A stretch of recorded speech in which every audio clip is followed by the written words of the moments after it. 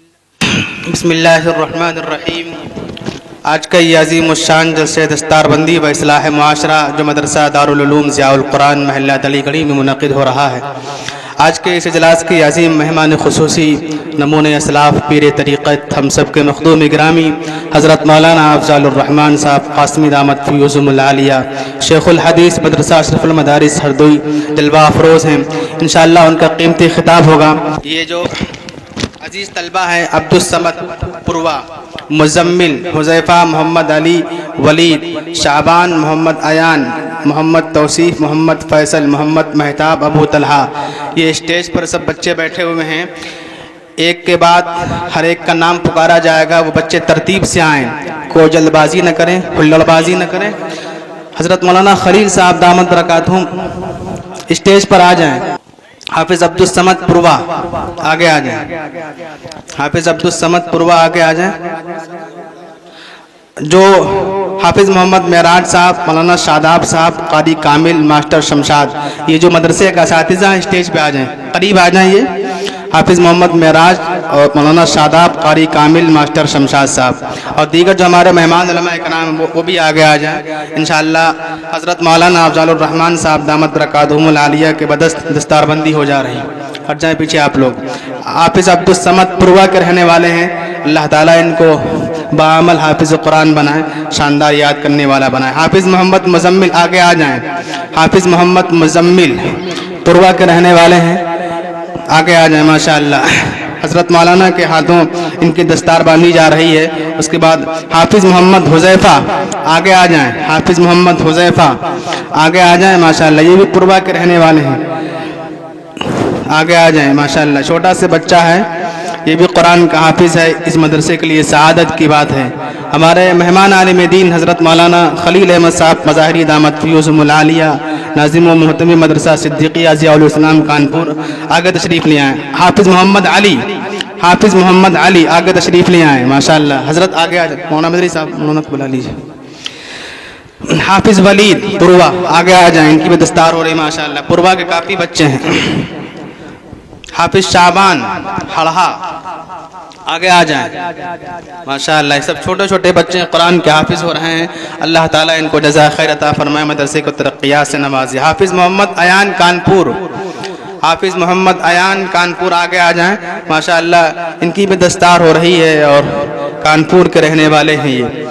اللہ تعالیٰ بعمل حافظ قرآن بنائے اور آگے پڑھنے کا بھی جو ان کا ارادہ ہو اس کی تکمیل فرمائے۔ حافظ محمد توصیف سیتاپور، حافظ محمد توصیف سیتاپور ماشاءاللہ، آگے آ جائیں، کافی دور کے رہنے والے ہیں یہ، محلہ دڑی گڑھی میں واقع مدرسہ ضیاء القرآن کے عزیز طالب علم ہیں، آگے آ جائیں۔ حافظ محمد توصیف سیتاپور، ان کی بھی دستار ہو رہی ماشاءاللہ۔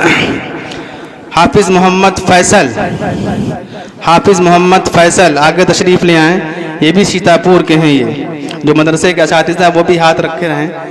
حافظ محمد مہتاب آگے تشریف لے آئیں، اور حضرت کے بدست دستار عمل کا یہ عمل ہو رہا ہے، باری تعالیٰ قبول فرمائے۔ حافظ ابو طلحہ، حافظ ابو طلحہ ماشاءاللہ، ان بچوں کی یہ دستار بندی ہم سب کے مخدوم گرامی نمونۂ اسلاف پیر طریقت حضرت مولانا افضل الرحمان صاحب قاسمی دامت فیوزهم العالیہ کے بدست ہو رہی ہے۔ ہمارے حضرت مولانا بلال صاحب ثاقبی دامت برکاتہم اسٹیج پر تشریف لے آئیں۔ حضرت مولانا عارف صاحب وہ بھی تشریف لے آئیں اسٹیج پر۔ مولانا فیضان صاحب، مولانا عمران صاحب جو شہر النو سے تشریف لائے ہیں، ان علماء کرام سے درخواست اسٹیج پر آ جائیں حضرات۔ یہ عمل دستار بندی کا ہو چکا ہے، آپ حضرات سے درخواست ہے اطمینان اور پرسکون کا ماحول بنائے رکھیں۔ ہم سب کے مخدوم گرامی نمونۂ اسلاف ولی کامل حضرت مولانا افضل الرحمان صاحب قاسمی دامت فیوزهم العالیہ کا قیمتی خطاب ہوگا، ہم سب انشاءاللہ سماعت کریں گے۔ بسم اللہ الرحمن الرحیم، الحمد للہ کفا والصلاة والسلام علی سید الحبیب المصطفیٰ وعلی آلہ واصحابہ نجوم الہدى وقادة التقى۔ رب اشرح لی صدری ویسر لی امری واحلل عقدۃ من لسانی یفقہوا قولی، اما بعد۔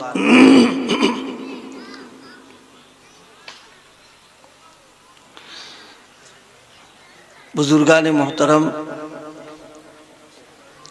اللہ پاک کا بے انتہا فضل ہے، اس کا کرم ہے کہ اس نے ہمیں اور آپ کو مدرسہ ضیاء العلوم کے جلسہ دستار بندی میں شرکت کی اور حاضری کی توفیق عطا فرمائی۔ اللہ پاک ہم سب کی اس حاضری کو قبول فرمائے، اور ہمارے وہ بچے اور وہ عزیز طلبہ جنہوں نے مدرسے میں حفظ کیا ہے، ان کی دستار بندی کا عمل آپ کے سامنے آیا ہے۔ اللہ تعالیٰ ان کو حفظ کی جو نعمت ملی ہے اس کی قدردانی کی توفیق عطا فرمائے، اس کے حقوق کے ادا کرنے کی بھی توفیق عطا فرمائے۔ اسی کے ساتھ جو دستار کا عمل ہوا ہے، اللہ ان کو اس دستار کی لاج رکھنے کی توفیق عطا فرما دے۔ جلسے کے نظام کے تعلق سے غالباً میری ترتیب بعد میں تھی، لیکن مجھے ابھی واپس جانا ہے سفر کی وجہ سے، اس لیے پہلے آپ حضرات سے تھوڑی دیر کے لیے چند باتیں عرض کرنی ہیں۔ اولاً ایک بات ذہن میں رکھنے کی ہے، یہ جلسے اور یہ جو پروگرام ہوتے ہیں اگر دیکھا جائے تو یہ بڑوں کے لیے ہوتے ہیں، کیونکہ بچوں کی تعلیم و تربیت اس کے لیے مدارس ہیں، مکاتب ہیں، وہاں ان کی تعلیم و تربیت کا کام ہوتا ہے۔ اور ان جلسوں سے اور پروگراموں سے جو بڑے لوگ ہیں، جو جوان بوڑھے، یہ ان کی تربیت و تعلیم کا یہ موقع ہوا کرتا ہے۔ اسی لیے عام طور پر جلسوں میں سامنے بیٹھنے والے وہ لوگ ہوتے ہیں جو بڑے ہوتے ہیں، جو سمجھدار ہوتے ہیں۔ اب یہاں بچے ہمارے سامنے بیٹھے ہوئے، اب ان بچوں سے ہم کیا کہیں گے؟ اب بچوں والی بات کریں گے تو آپ کہیں گے مولانا صاحب یہی سب کرنا تو مدرسے میں بیٹھ کے پڑھا لیے ہوتے، آپ یہاں آئے تو کچھ ہمارے کام کی بات کریں۔ آپ اللہ کے بندو، ان بچوں کو ہٹاؤ، آگے آ جاؤ۔ اللہ پاک آپ سب لوگوں کو جزائے خیر عطا فرمائے۔ دیکھیے، ہم سب کا ایمان اور عقیدہ ہے اس پوری کائنات کو اللہ پاک نے پیدا کیا ہے، اور اس کائنات میں اللہ نے کیا کیا چیزیں بنائیں، اللہ کی مخلوقات کیا کیا ہیں، اور وہ کیسی مخلوقات ہیں، ہمارا ذہن اور آپ کا ذہن اس کو سوچ نہیں سکتا ہے۔ ہم تو ہماری سوچ اور ہمارا ذہن بہت محدود ہے۔ اللہ پاک نے بہت ساری مخلوقات ایسی بنائی ہیں کہ ہماری پوری عمر گزر جاتی ہے، لیکن کبھی نہ ہم نے ان کا نام سنا، نہ کبھی ان کو ہم نے دیکھا۔ لیکن ان مخلوقات میں، پوری کائنات میں، اللہ پاک نے سب سے زیادہ قیمتی اور سب سے زیادہ اعلیٰ بالا اور سب سے زیادہ بزرگی والی مخلوق جو پیدا کی ہے وہ انسان کو بنایا۔ انسان اس کائنات کا سب سے زیادہ قیمتی، بلکہ اس پوری کائنات کی جان اور روح انسان کو اللہ نے بنایا۔ وہ اللہ نے ایک نعمت ہمیں عطا فرمائی کہ ہم سب کو اللہ نے اپنی سب سے اعلیٰ مخلوق انسان دی۔ پھر انسان کو اللہ پاک نے بہت ساری نعمتیں عطا فرمائی۔ ان نعمتوں میں سے بہت سی نعمتیں ایسی ہیں کہ ہم ان نعمتوں کا تصور بھی نہیں کر سکتے کہ اللہ نے ہم کو کیا کیا بنایا، لیکن دو نعمتیں اللہ پاک نے ہر ایک کو عطا فرمائی۔ ایک نعمت دی ہے اللہ پاک نے دل کی، اور ایک نعمت عطا فرمائی اللہ پاک نے دماغ کی۔ یہ دو نعمتیں عطا فرمائی۔ اس کو آپ کبھی بیٹھ کر کے سوچئے گا کہ جو باتیں میں اس وقت آپ کے سامنے عرض کر رہا ہوں، انشاءاللہ یہ سنورنے اور سدھرنے کے لیے بنیادی چیزیں۔ ایک تو اللہ نے ہمیں دماغ عطا فرمایا، ایک اللہ نے ہم کو دل عطا فرمایا۔ یوں تو انسان کے جسم میں اللہ پاک نے 360 جوڑ پیدا کیے۔ نبی پاک صلی اللہ علیہ وسلم نے فرمایا انسان کی جو باڈی ہے اس باڈی میں 360 جوڑ رکھے، ہر جوڑ اور ہر عضو اپنی جگہ پر انتہائی قیمتی ہے، انتہائی ضروری ہے، لیکن ان میں دو چیزیں اللہ نے عطا فرمائی ہیں، ایک عطا فرمایا ہے دماغ اور ایک عطا فرمایا ہے دل۔ دل اور دماغ یہ دو چیزیں وہ ہیں کہ انسان کی زندگی اور زندگی کی ضروریات کے سلسلے میں یہ دونوں چیزیں بنیادی۔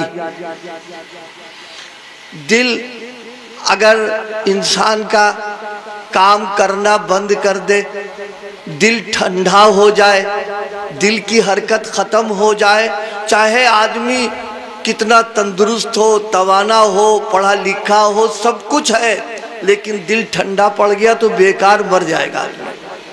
دل اس پر زندگی کا دار و مدار اللہ پاک نے رکھا ہے، اور دماغ اس کو اللہ پاک نے اس لیے دیا تاکہ زندگی میں سوچنا، سمجھنا، غور کرنا اور فیصلہ کرنا صحیح ہو سکے۔ دماغ اللہ پاک نے اس لیے عطا فرمایا، لیکن ان دونوں میں دل یہ اصل ہے اور دماغ اس کا تابع۔ میں آپ سے عرض کروں، ایک آدمی ہے دماغ فیل ہو گیا، ٹھیک ہے، پاگل ہو گیا، لیکن اس کی زندگی ہے کیونکہ دل اندر چل رہا اس کا ہے۔ لیکن اگر دل کام کرنا بند کر دے گا تو پھر انسان مر جائے گا، چاہے دماغ کتنا اعلیٰ قسم کا ہو۔ اسی لیے علماء نے فرمایا کہ جسم کا پورا نظام اور اس کا بادشاہ دل ہے، اور دماغ جو ہے اس کا وزیر ہے۔ دل کا کام کیا ہے؟ دل کا کام ہے آرڈر دینا، اور دماغ کا کام ہے اس آرڈر کو نافذ کر دینا کہ کس طریقے سے کیا جائے گا۔ تو دل انسان کے جسم میں جس طریقے سے زندگی کی بنیاد ہے، بالکل اسی طریقے سے ایمانی زندگی اور اسلامی زندگی کی بنیاد دل کے اوپر ہے۔ میں عرض کروں آپ سے، یہ پوری کائنات جو ہمارے سامنے ہے، اندھیرا چھایا ہوا ہے، لیکن روشنی کب آئے گی؟ جب سورج نکلے گا۔ سورج نکلے گا، پوری کائنات روشن ہو جائے گی، اجالا ہو جائے گا، ساری چیزیں نظروں کے سامنے اور دکھائی پڑیں گی اس کو۔ لیکن اگر سورج غروب ہو جائے یا بدلی ہے، اس کی روشنی پوری نہیں آ رہی، تو اندھیرا اندھیرا معلوم ہوتا۔ کبھی آپ نے دیکھا ہوگا کہ برسات کے زمانے میں عصر کا ٹائم ہوتا ہے، لیکن معلوم ہوتا ہے جیسے عشاء کا وقت ہو گیا، کیونکہ اتنا بادل گرد و غبار ہے کہ اس کی روشنی نیچے آ ہی نہیں پا رہی ہے۔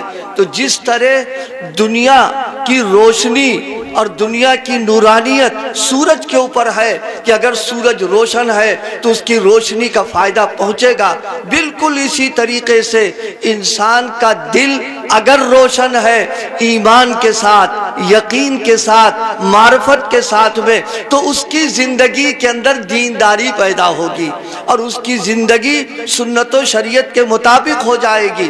لیکن اگر دل کے اندر ایمان نہیں ہے، دل میں یقین نہیں ہے، اللہ کی محبت نہیں ہے، اللہ کا خوف نہیں ہے، نبی پاک کا عشق نہیں ہے، تو زندگی بیکار انسان کی ہے۔ جیسے سورج نہیں نکلا تو اندھیرا ہو جاتا ہے۔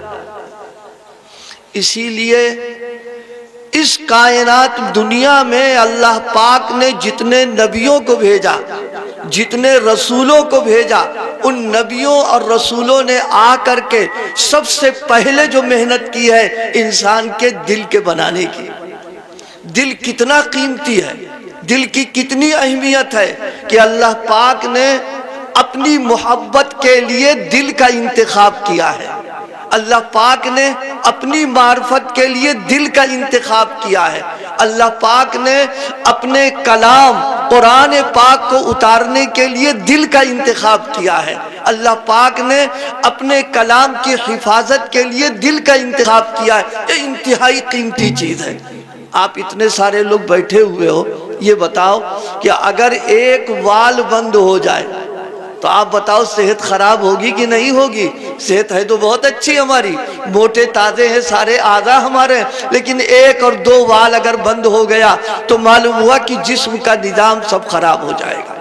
بالکل اسی طریقے پر اگر دل بگڑ گیا، دل خراب ہو گیا، میرے آقا صلی اللہ علیہ وسلم نے ایک موقع پر فرمایا کہ یہ جو دل ہے، اذا صلحت صلح الجسد کلہ واذا فسدت فسد الجسد کلہ الا وہی القلب۔ فرمایا کہ دل اگر صحیح ہے، تندرست ہے، دل میں ایمان ہے، معرفت ہے، ایمان میں بھرا ہوا ہے، تو پورے جسم سے ایمانی اعمال ہوں گے۔ اور اگر دل میں کفر ہے، شرک ہے، رسم و رواج اور خرافات بھری ہوئی ہے، تو اعمال سب گندے سندے ہونا شروع ہو جائیں گے۔ دیکھیے ٹنکی میں اگر پانی صاف ستھرا ہو، ٹنکی میں دودھ بھرا ہو، ٹنکی میں شہد ہو، تو پائپ لائنز کے ذریعے سے دودھ ملے گا، شہد ملے گا۔ لیکن اگر ٹنکی کے اندر بجائے صاف ستھرا پانی کے گندا پانی ہے، غلیظ اور ناپاک پانی ہے، تو ٹنکی کا جو پانی پائپ کے ذریعے سے آئے گا وہ یقیناً گندا ہوگا، وہ صحت کو خراب کر دے گا۔ تو معلوم یہ ہوا کہ جیسے ٹنکی کا صاف ستھرا ہونا ضروری ہے، اگر اچھا پانی پینا ہے، اسی طریقے سے نیک اعمال اور اچھے اعمال، سنت پر اگر عمل کرنا، تو سب سے پہلے دل کو بنانا ہے، سنوارنا ہے، سدھارنا ہے۔ معاشرے کی اصلاح کی بات چل رہی ہے، میں عرض کروں معاشرے کی اصلاح کی بنیاد دل کے بننے کے اوپر ہے۔ معاشرے میں نیکی، معاشرے میں دین پر عمل کرنے کا رجحان، معاشرے میں اسلام پر چلنے کا جذبہ جب پیدا ہوگا، جب تک دل کے اندر آدمی کے ایمان ہوگا، اسلام ہوگا۔ ٹنکی میں جب چیز بھری ہوئی ہے تو اعضاء سے اس کا وجود، اعضاء اس پر عمل کرنا شروع کر دیں گے۔ مجھے دو واقعے یاد آ گئے، وقت کم ہے، مجھے جلدی بھی جانے کی ہے، دو واقعے عرض کریں آپ سے۔ دل بنے گا تو یہ اعضاء سنوریں گے اور ان سے صحیح اعمال ہوں گے۔ دل بگڑے گا تو پھر ان اعضاء کے ذریعے سے غلط اور گندے کام ہوں گے۔ دل کے جذبات اگر اچھے ہوں، نیک ہوں، تو آدمی نیکی کی طرف چلے گا، اور دل کے جذبات اگر گناہ کی طرف اور معصیت کی طرف جا رہے ہیں تو یاد رکھیے پھر اعمال جو ہوں گے گناہ کے ہونا شروع ہو جائیں گے۔ اسی لیے انبیاء کرام علیہ السلام نے اس دنیا میں آنے کے بعد سب سے پہلے محنت دل پر کی ہے، دل کو بنایا۔ اور دیکھیے آپ لوگ خوب اچھی طرح جانتے ہیں، دیہات میں جب کھیتی کرنا ہوتی ہے تو یہ نہیں کرتے کہ بیج پہلے ڈال دیں اٹھا کر کے، نہیں، اگر بیج اوپر آپ ڈال دیں گے تو چاہے کتنا قیمتی بیج ہوگا وہ بالکل بیکار ہو جائے گا۔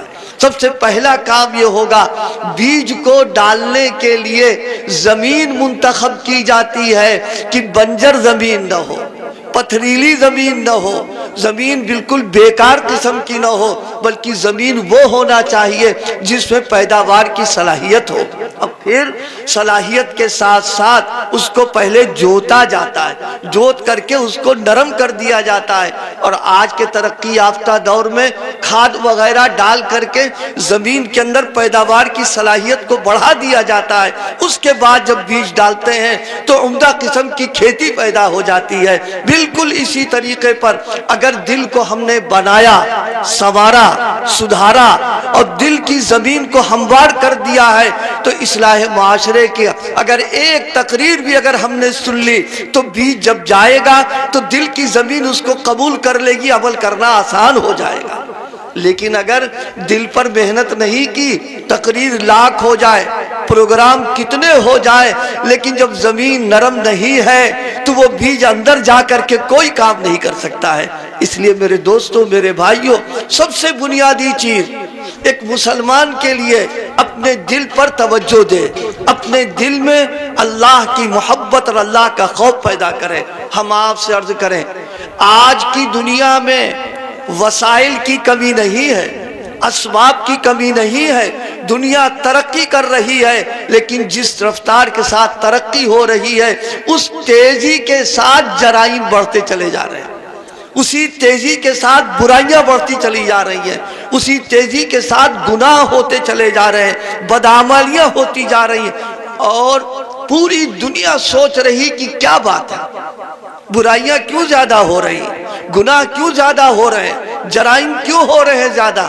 حالانکہ قانون موجود ہے، قانون کے بنانے والے موجود ہیں، قانون بنانے کے ادارے موجود ہیں، قانون کے چلانے والے موجود ہیں، قانون کے خلاف ورزی کرنے پر سزائیں بھی موجود ہیں، لیکن اس کے باوجود جن لوگوں کی نظر دنیا کے حالات پر ہے وہ ہماری بات کی تصدیق کریں گے۔ اور دور نہ جائیے، روزانہ کا اخبار اٹھا کر کے آپ دیکھیں تو آپ کو معلوم ہوگا کہ آج جتنے جرائم ہوئے ہیں کل اس سے بڑھ کر کے جرائم ہوتے ہیں، کم نہیں ہو رہے ہیں۔ بات کیا ہے؟ دل بگڑا ہوا ہے، دل کے اندر فساد ہے۔ جب جڑ سڑ جائے گی تو اس درخت کے اندر پھول اور پھل کہاں سے پیدا ہوں گے؟ اور جڑ جب کام کی ہوگی تو یقیناً درخت ہرا بھرا بھی رہے گا، اس سے پھل اور پھول بھی نکلنا شروع ہوں گے۔ دل اگر ہمارا بنے گا تو بننے کے بعد اعمال صالحہ ہوں گے، نیکیاں ہوں گی، جرائم سے نفرت ہوگی، گناہوں سے آدمی کو دوری پیدا ہو جائے گی۔ ام المؤمنین اماں جان حضرت عائشہ صدیقہ سلام اللہ علیہا فرماتی ہے، بخاری شریف کی روایت ہے، سنیے، نبی پاک صلی اللہ علیہ وسلم نے دنیا میں آنے کے بعد سب سے پہلی جو محنت کی ہے وہ دل کو بنانے کی، سنوارنے کی محنت کی ہے۔ آج ہماری محنت ہمارے جسم پر ہو رہی ہے، ہماری محنت ہمارے لباس پر ہو رہی ہے، ہماری محنت ہمارے بالوں پر ہو رہی ہے، ہماری محنت ہماری شکل و صورت پر ہو رہی۔ یہ ہو رہا کہ نہیں ہو رہا؟ ہر آدمی سوچتا ہے لباس کی تراش و خراش کٹنگ ایسی ہونا چاہیے، بال ہمارے ایسے ہونا چاہیے، چہرہ ہمارا ایسا ہونا چاہیے، لیکن کبھی اس کا خیال نہیں آتا ہے کہ دل ہمارا کیسا ہونا چاہیے۔ دل میں گندگی، دل میں غلاظت، دل میں گناہوں سے محبت، سنتوں سے دوری، نیکیوں سے دوری جب بھری ہوئی ہے تو یہ ظاہری محنت کوئی کام نہ کرے گی۔ اگر دل کو بنا اور سنوار لیں گے تو اپنے آپ جذبہ پیدا ہوگا کہ نیکیوں پر عمل کریں اور برائیوں سے دوری پیدا کریں۔ حضرت عائشہ صدیقہ رضی اللہ تعالی عنہا کی روایت،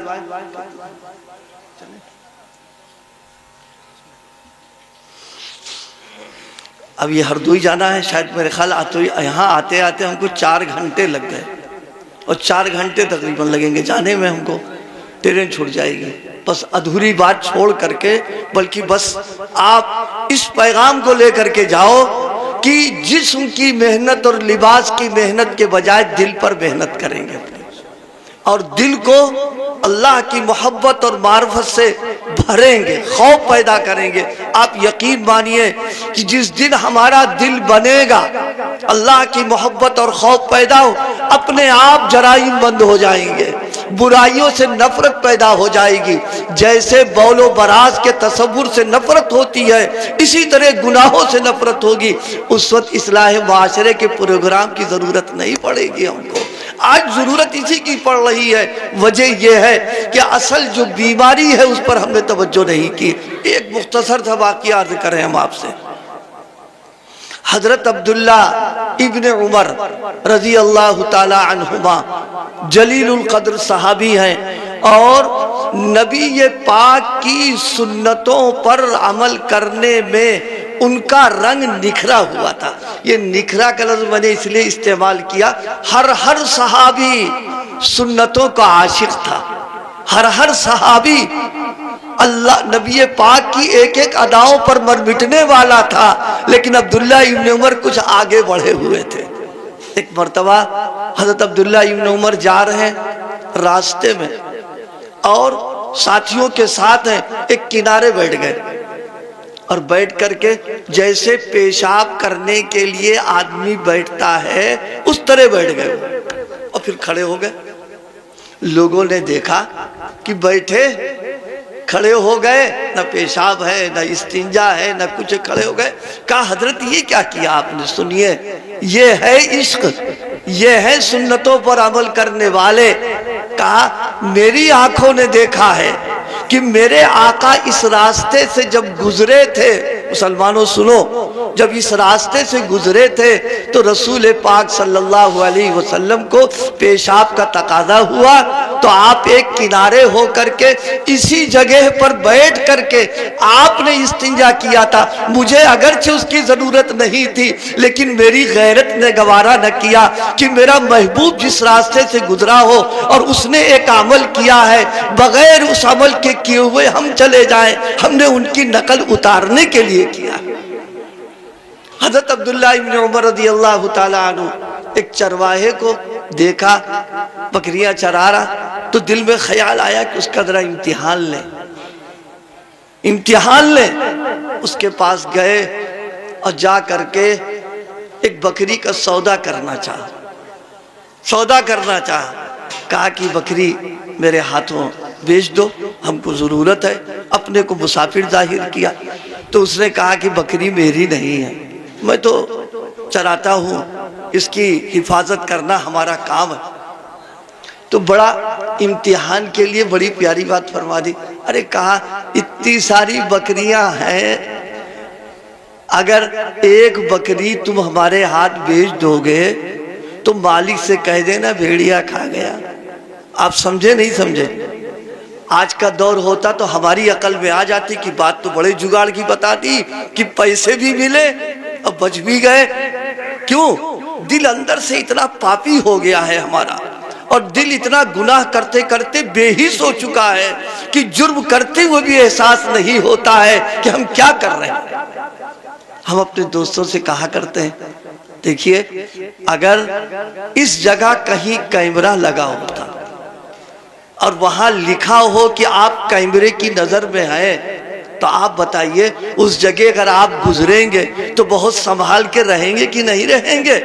کتنا بڑا کرمنل ہو، کتنا بڑا مجرم ہو، وہ بھی دیکھ کر کے جیسے دودھ کا دھولا کہ کچھ جانتا وانتا نہیں کہ اسے ڈر لگے گا کہ کیمرے میں آ جائے گا۔ مسلمانوں یہ کیمرہ تو اب آیا ہے، میرے آقا صلی اللہ علیہ وسلم نے ہمارا ایمان اور عقیدہ یہ بنایا کہ مسلمانوں تم 24 گھنٹے پیدا ہونے سے لے کے مرتے دم تک اللہ کی نظروں میں ہو اور ان کا کیمرہ چل رہا ہے۔ دنیا کے کیمرے سے ڈر کے مارے ہم جرم کو ختم کر دیتے ہیں اور اپنے ایمان کا اگر استحضار کر لیں کہ جرم کے وقت اللہ ہم کو دیکھ رہا ہے، یقیناً جرم سے ہم باز آ جائیں۔ جب حضرت عبداللہ ابن عمر نے پیشکش کی تو اس نے بڑا پیارا جملہ کہا، فرمایا فَأَيْنَ اللَّهِ فَأَيْنَ اللَّهِ، مولا سے تو جھوٹ بول دیں گے کہ بھیڑیا بکری کھا گیا، اللہ سے کیسے جھوٹ بولیں گے؟ فرمایا سودا نہیں کریں گے ہم۔ کیا معلوم ہوا؟ دل میں جتنا اللہ کا تعلق ہوگا، خوف ہے، ڈر ہے، محبت ہے، اتنا ہی زیادہ انسان کے اعمال میں سدھار پیدا ہو جائے گا، زندگی سنور جائے گی، راستہ بدل جائے گا، گناہوں کو چھوڑ بیٹھے گا۔ آج سب سے زیادہ اس کی ضرورت ہے۔ اللہ پاک مجھے بھی اللہ اپنی محبت اور اپنا خوف عطا فرمائے اور آپ کو بھی اللہ پاک کی نعمت نصیب فرمائے تاکہ ہمارا معاشرہ مثالی بن جائے، ہمارا معاشرہ سنت کے انوارات سے جگمگا جائے، ہماری زندگیاں ایسی بن جائیں کہ لوگ دیکھ کر کے اپنے آپ کو بنائیں، سنواریں، سدھاریں کہ دیکھو ایسے لوگ ہوا کرتے ہیں محمد رسول اللہ کے غلام۔